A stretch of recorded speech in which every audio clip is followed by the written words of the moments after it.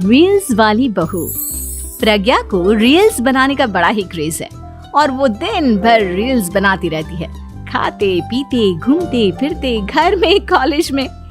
Reels बनाने के कारण प्रज्ञा पूरे कॉलेज में हाईलाइटेड है। जहाँ उसकी रील्स सभी को पसंद आते हैं, वहीं मनीषा चिंता में डूबी रहती है। एक रोज जब खाते हुए प्रज्ञा रील्स बना रही होती है, तब मनीषा कहती है, 1 मिनट भी चैन नहीं है इस लड़की को। ये नहीं कि खाना तो आराम से खा ले, लेकिन नहीं, अरे थोड़ी देर रील्स नहीं बनाओगी तो आसमान नहीं टूट पड़ेगा। अरे मम्मी, इसी को तो कहते हैं डिटर्मिनेशन। तुम नहीं समझोगी ये सब। भगवान, इस लड़की को सद्बुद्धि दे।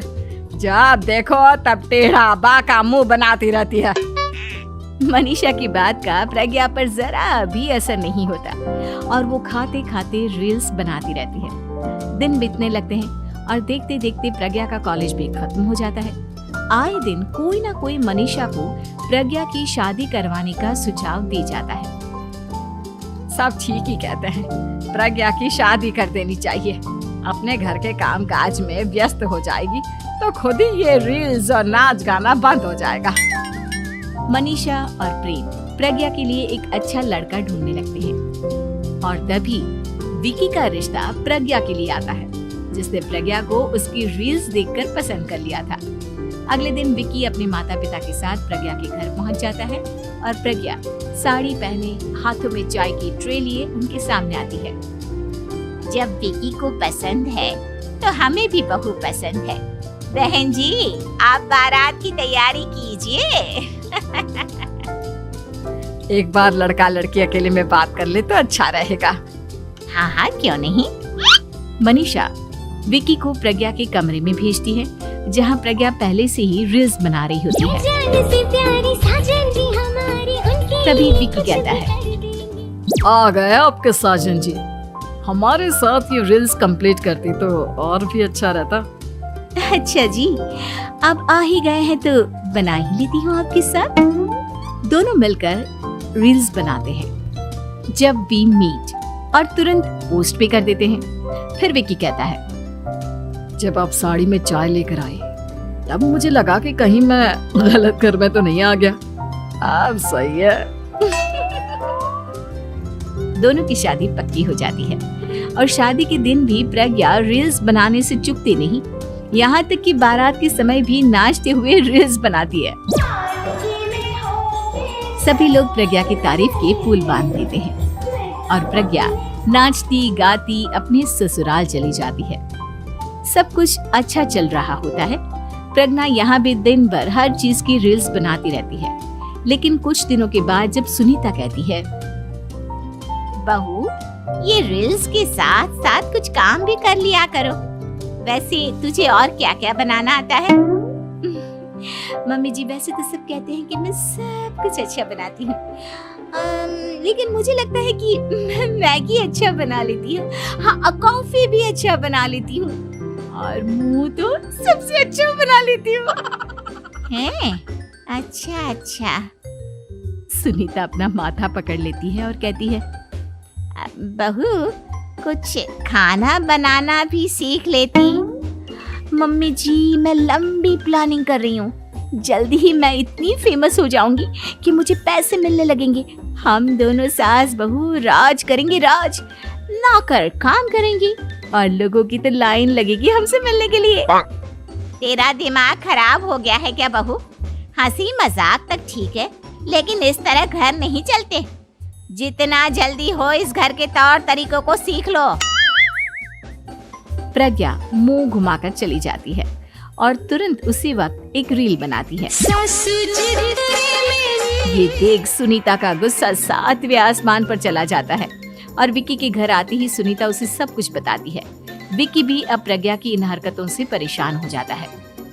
तुम टेंशन मत लो मम्मा, मैं देख लूंगा। विकी कमरे में जाता है तो देखता है कि प्रज्ञा रील्स बना रही है। विकी बड़े ही प्यार से प्रज्ञा से कहता है, प्रज्ञा, इन सब के लिए मैं तुम्हें मना नहीं कर रहा हूँ, लेकिन फिर भी हर वक्त तो ये अच्छा नहीं लगता ना। समझने की कोशिश करो, मुझे भी तुम्हारा थोड़ा वक्त चाहिए।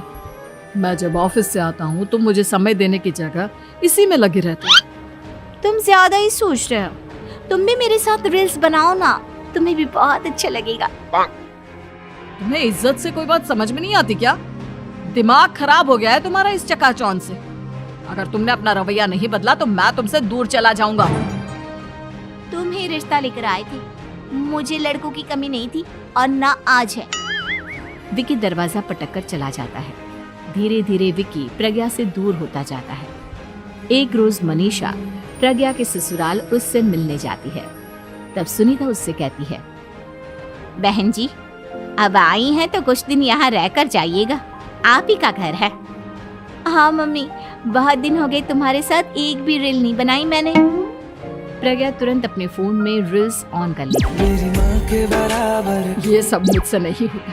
तेरा ये भूत अभी तक नहीं उतरा क्या? बहन जी, आप कुछ कहती नहीं क्या इसे? जब आप ही कुछ नहीं कर पाई तो मैं कर ही क्या सकती हूँ। सास तो वैसी ही बदनाम है। शाम को घर की लाइट चली जाती है और मनीषा प्रज्ञा से कहती है, मेरे घुटनों में बहुत दर्द हो रहा है, तू लाइट का कुछ इंतजाम करना बेटा।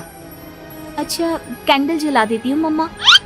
प्रज्ञा गाते हुए कैंडल जलाती है और खिड़की के पर्दे के पास रख देती है। मनीषा, जिसे बहुत दर्द हो रहा है, वो सो जाती है और प्रज्ञा हमेशा की तरह अपने रील्स में लग जाती है। उधर कैंडल की वजह से पर्दा आग पकड़ लेता है और मनीषा के कमरे में आग लग जाती है। बचाओ, कोई है, बचाओ। सभी भागते हैं और विकी कमरे की आग बुझाने में लग जाता है, लेकिन तब तक मनीषा आधी जल चुकी थी। मनीषा की हालत देख प्रज्ञा रोने लगती है। विकी मनीषा को तुरंत हॉस्पिटल ले जाता है और उसे एडमिट कराता है। विकी प्रज्ञा से कहता है, देख लिया ना, तुम्हारे इस नाच गाने की वजह से आज तुम्हारी माँ की जान जाते जाते रह गई। अब पता नहीं तुम और क्या चाहती हो।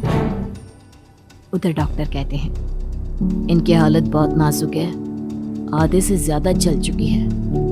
प्रज्ञा रोती हुई मंदिर में जाती है और भगवान के आगे जाकर कहती है, भगवान, मेरी माँ को ठीक कर दो। मैं कसम खाती हूँ हाथ से ये रील्स बनाना छोड़ दूंगी, बस मुझे मेरी माँ वापस मिल जाए। 2 दिन बीत जाते हैं और मनीषा खतरे से बाहर आ जाती है। पेशेंट अब ठीक है, आप लोग उनसे मिल सकते हो। सब कोई मनीषा से मिलता है और प्रज्ञा सबके सामने अपना फोन तोड़ देती है। मुझे माफ कर दो मम्मा, मैंने तुम लोगों की बातों को नजरअंदाज किया। बेटा, कोई भी चीज जरूरत से ज्यादा खराब है। मैंने तुम्हें रील्स बनाने से कभी मना नहीं किया, लेकिन हर वक्त एक ही चीज तो सही नहीं है। मैं समझ गई हूँ मम्मा, आई एम सॉरी। प्रज्ञा उस दिन से रील्स बनाना छोड़ देती है और पूरी तरह से अपने घर में लग जाती है।